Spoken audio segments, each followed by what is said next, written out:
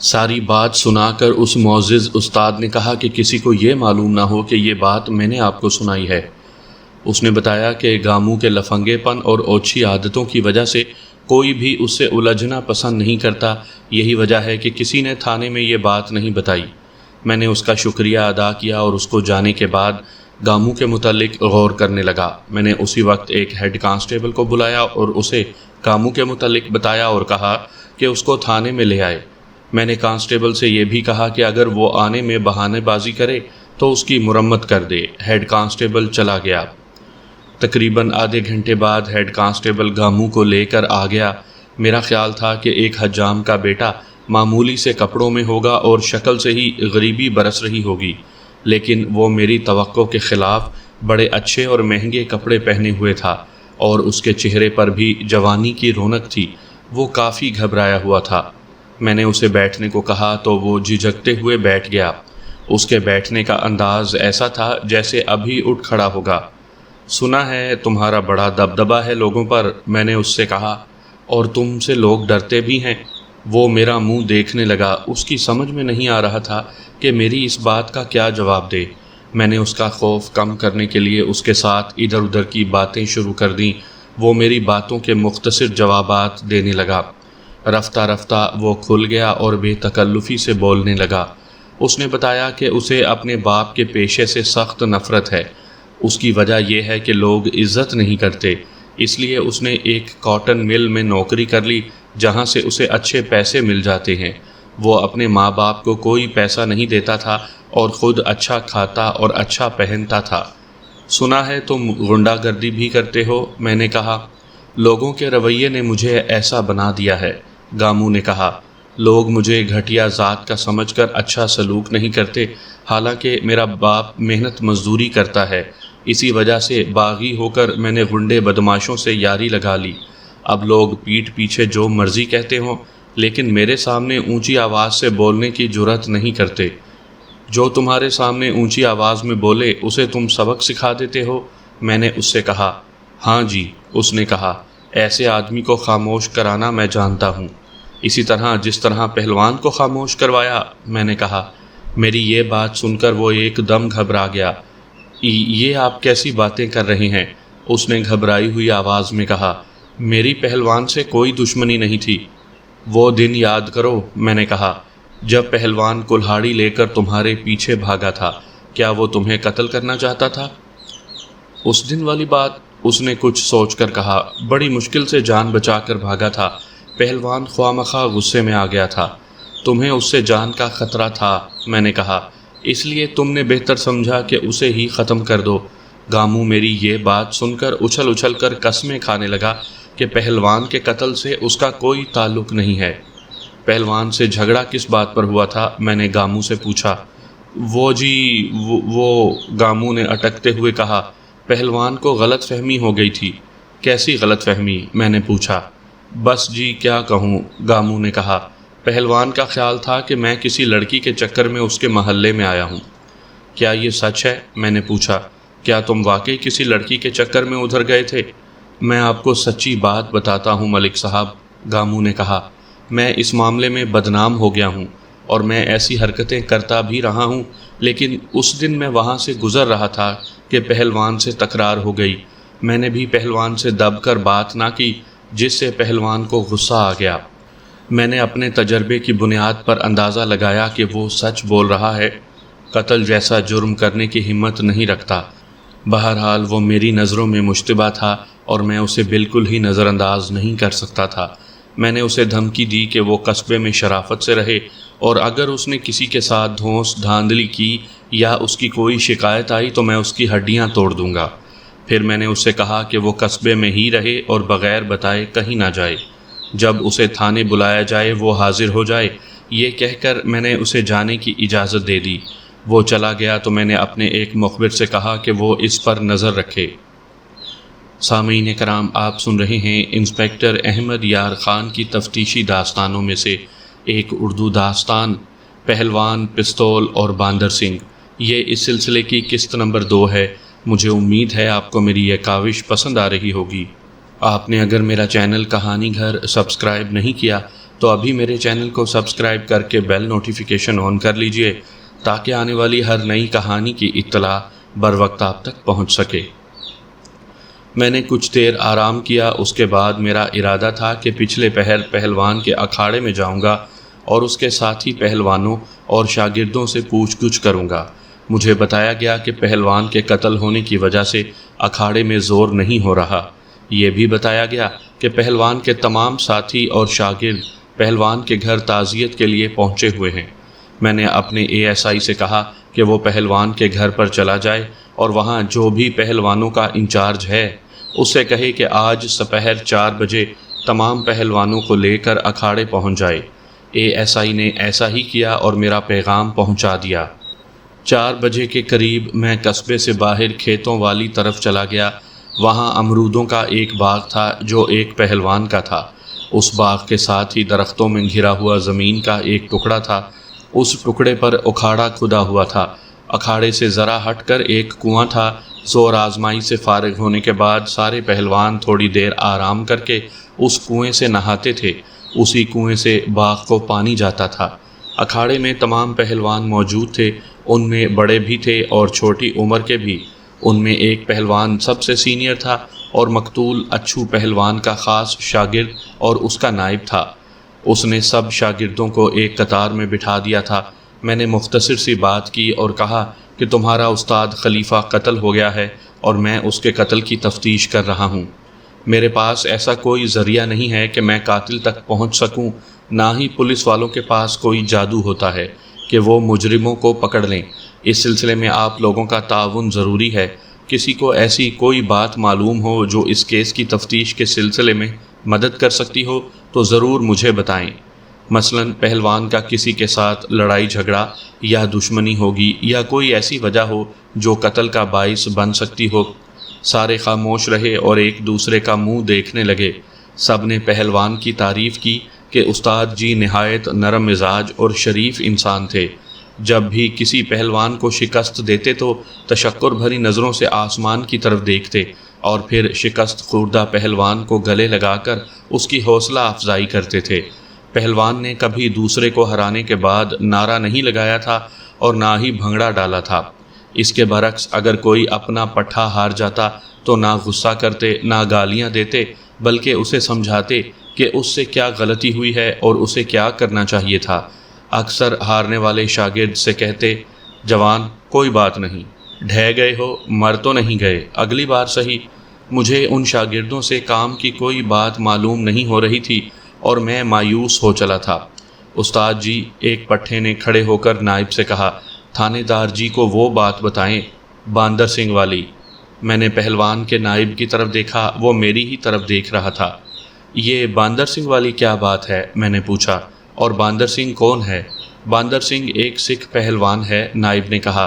اس کا اصل نام تو بہادر سنگھ ہے، لیکن اس کی شکل دیکھ کر لگتا ہے جیسے کسی بندر کو دیکھ لیا ہو۔ اسی وجہ سے وہ باندر سنگھ کے نام سے مشہور ہو گیا ہے اور سب اسے باندر ہی کہتے ہیں۔ مجھے باندر سنگھ والی بات سناؤ، میں نے اصل بات کی طرف آتے ہوئے کہا۔ کیا ہوا تھا؟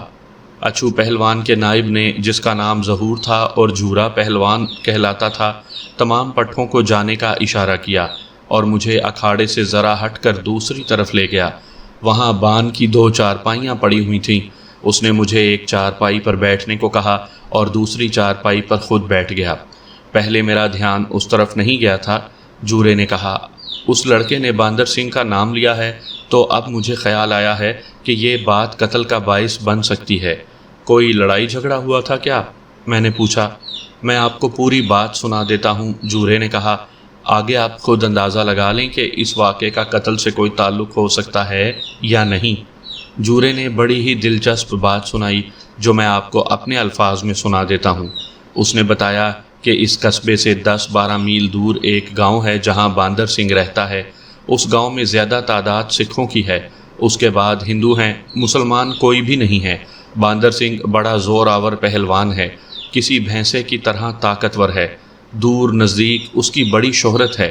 باندر سنگھ داؤ پیچ لڑانے میں اتنا ماہر نہیں، زیادہ تر کشتیاں وہ اپنی اندھی طاقت کے بل پر جیت لیتا ہے۔ باندر سنگھ والے گاؤں میں ہر سال ایک میلہ لگتا ہے۔ غالباً سکھوں یا ہندوؤں کا کوئی مذہبی تہوار ہوتا ہے۔ اس موقع پر دور نزدیک سے پہلوان وہاں جاتے ہیں اور کشتیوں کے مقابلے ہوتے تھے۔ جیتنے والے پہلوانوں کو انعام و کرام سے نوازا جاتا تھا۔ 3-4 مہینے پہلے اس گاؤں میں میلہ لگا تھا۔ اس بار اچھو پہلوان بھی اپنے نائب جورے اور چند منتخب شاگردوں کو ساتھ لے کر اس میلے پر چلا گیا۔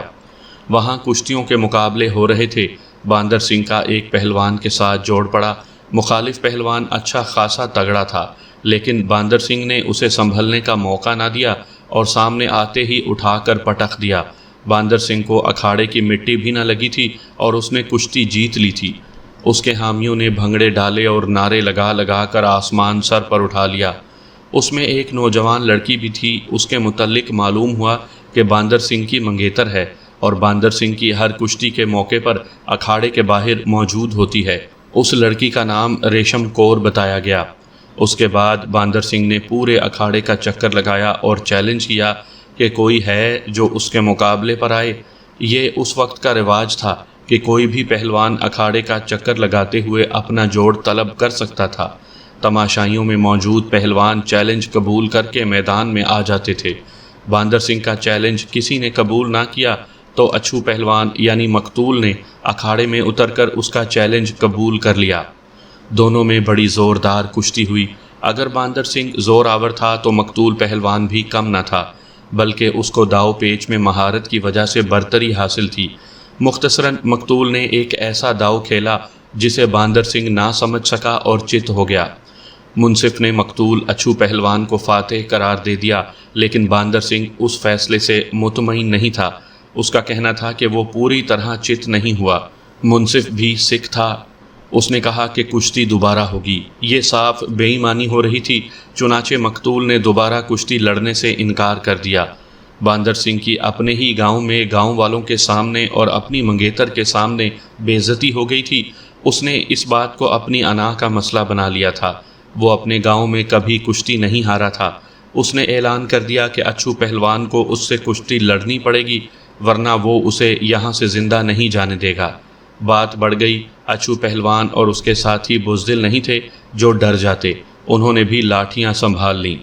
قریب تھا کہ خون خرابہ ہو جاتا۔ اس گاؤں کے بزرگوں نے بیچ بچاؤ کروا دیا اور اپنے لوگوں کو شرم دلائی کہ مہمانوں کے ساتھ ایسا سلوک کر رہے ہو۔ اس طرح خون خرابہ ہوتے ہوتے رہ گیا اور مقتول پہلوان اور اس کے ساتھی وہاں سے آ گئے۔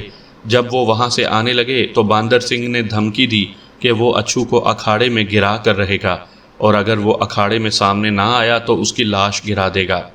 جورے نے بتایا کہ بعد میں 2-3 مرتبہ باندر سنگھ نے اپنا آدمی بھیجا، لیکن مقتول نے صاف جواب دے دیا کہ وہ اس بدتمیز اور بے ایمان سے کشتی نہیں لڑے گا۔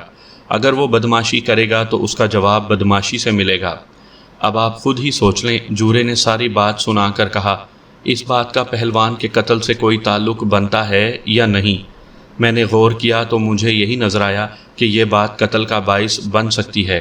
میں نے باندر سنگھ سے پوچھ گچھ کا فیصلہ کر لیا۔ اس کا گاؤں میرے تھانے کی حدود میں نہیں آتا تھا، اس کے لیے مجھے اس علاقے کے تھانے دار سے قانونی طریقے سے مدد لینی تھی۔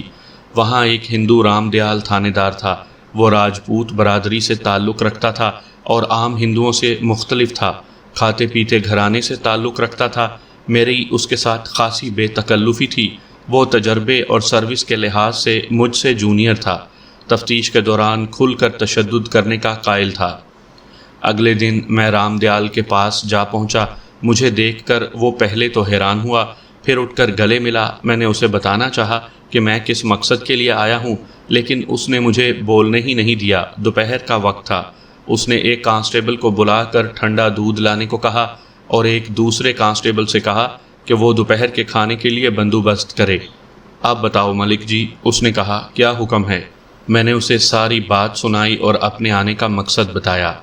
آپ آرام سے بھوجن کریں۔ میری بات سن کر رام دیال نے کہا، اس باندر کی اولاد کو ابھی حاضر کر دوں گا۔ اس نے میرے لیے بڑے پرتکلف کھانے کا انتظام کیا تھا۔ وہ گوشت سے عام ہندوؤں کی طرح پرہیز نہیں کرتا تھا، بلکہ اسے گوشت کھانے کا ایسا چسکا پڑ گیا تھا کہ اکثر کہا کرتا تھا کہ یہ ہندوؤں کی بے وقوفی ہے جو اتنی مزیدار شے کو نہیں کھاتے۔ اس نے میرے ساتھ ڈٹ کر گوشت کھایا۔ کھانے کے بعد اس نے ایک ہیڈ کانسٹیبل کو بھیجا کہ وہ باندر سنگھ کو تھانے میں لے آئے۔ ہیڈ کانسٹیبل چلا گیا اور رام دیال میرے ساتھ اس کیس کے متعلق باتیں کرنے لگا۔ اس کا خیال تھا کہ پہلوان کو باندر سنگھ نے قتل نہیں کیا، اگر قتل کرنا ہوتا تو اتنے مہینے انتظار نہ کرتا۔ اس نے بتایا کہ سکھ ایسی قوم ہے جو وقتی جوش میں قتل تک کر گزرتی ہے، وقت گزر جائے تو پھر پچھتاتے ہیں۔ میں نے اس کی اس رائے سے اتفاق کیا، لیکن یہ بھی بتایا کہ میں اپنی تسلی کرنا ضرور سمجھتا ہوں۔ تھوڑی دیر اور گزری ہوگی جب ہیڈ کانسٹیبل واپس آ گیا۔ اس نے بتایا کہ وہ باندر سنگھ کو ساتھ لے آیا ہے۔ رام دیال نے اسے کہا کہ وہ باندر سنگھ کو اندر لے آئے۔ تھوڑی ہی دیر بعد ہیڈ کانسٹیبل کے پیچھے جو شخص اندر آیا، اسے دیکھتے ہی مجھے ایسے لگا جیسے کوئی بنمانس اندر آ گیا ہو۔ لوگوں نے اس کا نام اگر باندر سنگھ رکھا تھا تو ٹھیک ہی تھا۔ اس کا قد 6 فٹ سے نکلتا ہوا تھا، وہ واقعی بنمانس لگتا تھا۔ اس نے ہم دونوں کو ہاتھ کے اشارے سے سلام کیا اور بولا، حکم سرکار۔ تمہارا نام بہادر سنگھ ہے؟ میں نے اس سے پوچھا۔ جی سرکار، اس نے کہا۔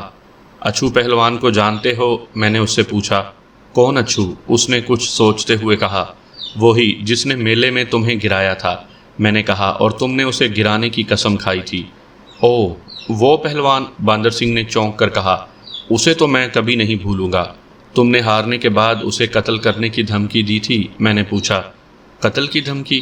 اس نے چونک کر کہا، پھر بولا، وہ تو بس غصے میں کہہ دیا تھا۔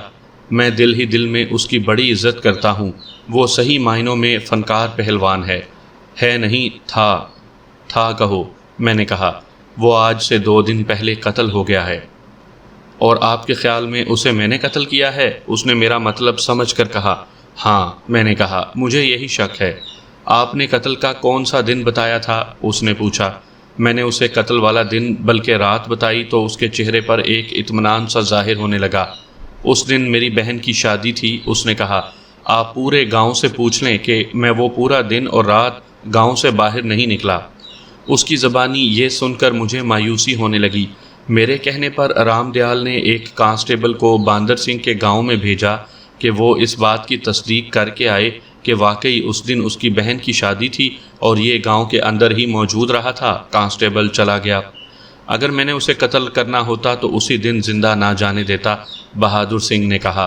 اتنا عرصہ انتظار نہ کرتا۔ مجھے اچانک جائے واردات پر موجود کھروں کا خیال آ گیا۔ میں نے اس کے پیروں کی طرف دیکھا اور پھر میری مایوسی میں اضافہ ہو گیا۔ اس کے پیر بہت بڑے اور موٹے موٹے تھے، جبکہ جائے واردات پر پائے جانے والے دونوں کھروں کے نشان عام انسانوں جیسے تھے۔ اب مجھے یقین ہونے لگا تھا کہ باندر سنگھ کا اس قتل میں کوئی ہاتھ نہیں ہے۔ کچھ دیر بعد کانسٹیبل نے آ کر تصدیق کر دی کہ باندر سنگھ بالکل ٹھیک کہہ رہا ہے۔ ہم دونوں انسپیکٹروں نے اس سے بہت سے سوالات کیے تھے، لیکن اس نے ہر بات کا معقول جواب دیا تھا۔ سورج ڈھلنے لگا تو میں رام دیال کا شکریہ ادا کر کے واپس آ گیا۔ اپنے تھانے واپس پہنچا تو اندھیرا گہرا ہو چکا تھا۔ میرے ASI نے بتایا کہ مقتول پہلوان کا سسر ملنے آیا تھا، اب وہ کل آئے گا۔ میں سفر کی وجہ سے تھکا ہوا تھا، اس لیے اپنے کوارٹر میں آ کر لیٹ گیا۔ اگلے دن میں صبح جلدی تھانے چلا گیا۔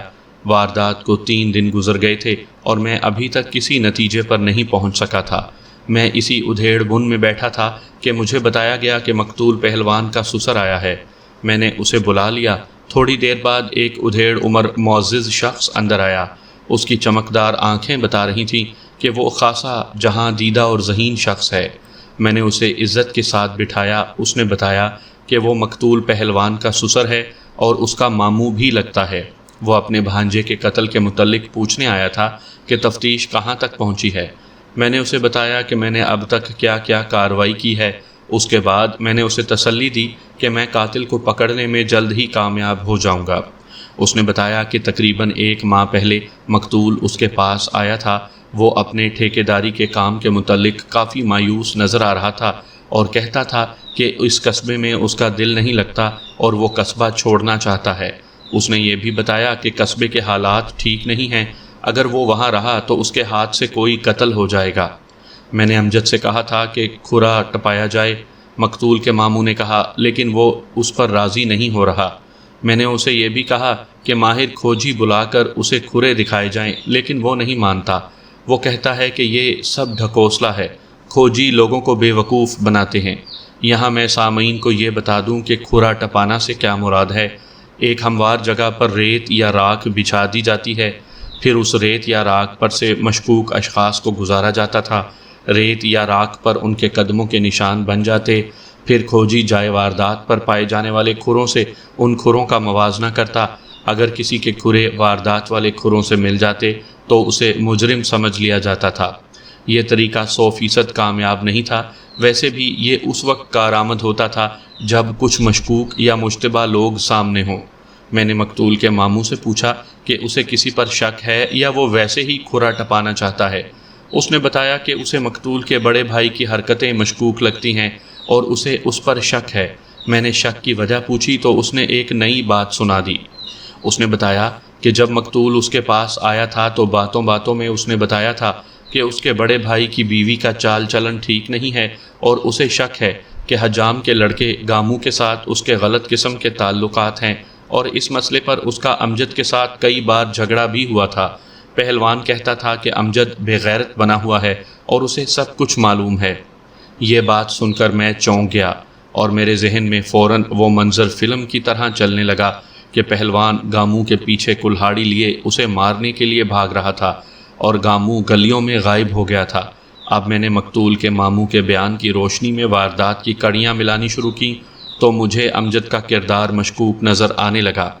مجھے امجد پر ایک اور بھی شک ہے، مقتول کے ماموں نے کہا۔ امجد کو میری باتوں سے یہ احساس ہو گیا ہے کہ میں اس پر شک کرنے لگا ہوں۔ اب وہ مجھے راستے سے ہٹانے کی کوشش کر رہا ہے۔ آپ کو ایسا شک کیوں ہوا ہے؟ میں نے پوچھا۔ کہ وہ آپ کو قتل کرنا چاہتا ہے؟ کل رات 1:30 بجے وہ میرے پاس آیا تھا، ماموں نے کہا، اور کہنے لگا کہ اسی وقت اس کے ساتھ ایک دوسرے شہر چلوں۔ میں نے اس سے پوچھا کہ کہاں جانا ہے تو اس نے بتایا کہ وہاں ایک پیر بابا جی ہیں، وہ ایک تعویذ دیں گے جس سے قاتل پکڑا جائے گا۔ میں محتاط ہو گیا اور اسے ٹال دیا۔ اس نے یہ نہیں بتایا؟ میں نے پوچھا کہ تعویذ سے قاتل کیسے پکڑا جا سکتا ہے؟ اس نے بتایا تھا، مقتول کے ماموں نے کہا۔ وہ کہہ رہا تھا کہ تعویذ لا کر مقتول کی قبر پر رکھیں گے، اس کے 1 دن بعد قاتل جہاں بھی ہوگا اس کے جسم پر خارش اور پھوڑے پھنسیاں نکل آئیں گی یا اسے کوڑ ہو جائے گا۔ پڑھے لکھے لوگ اس بات پر یقین نہیں کریں گے، لیکن اس زمانے میں لوگوں کی ضعیف الاعتقادی اس سے بھی زیادہ تھی۔ دیہات میں رہنے والے لوگ پسماندہ تھے۔ اس علاقے کے لوگوں میں ایک اور روایت مشہور تھی جو بڑی دلچسپ اور عجیب تھی۔ اگر قتل کی کوئی واردات ہو جاتی تو ان کا پیر چمڑے کے مشق یا مشکیزے پر کچھ پڑھ کر دیتا تھا۔ اس کا کہنا تھا کہ یہ مشق مقتول کی قبر کے اوپر ہوا بھر کر لٹکا دو، آہستہ آہستہ اس مشق کی ہوا کم ہوتی جائے گی اور یہ ہوا قاتل کے پیٹ میں بھرتی جائے گی۔ آخر نوبت یہاں تک پہنچے گی کہ قاتل کا پیٹ پھٹنے والا ہو جائے گا تو قاتل بھاگتا ہوا آ جائے گا اور کہے گا کہ میں قاتل ہوں، مجھے گرفتار کر لو یا مار دو، مگر اللہ کے واسطے یہ مشق اتار لو۔ میں نے مقتول کے ماموں کا شکریہ ادا کیا اور بڑی عزت سے اسے رخصت کر دیا۔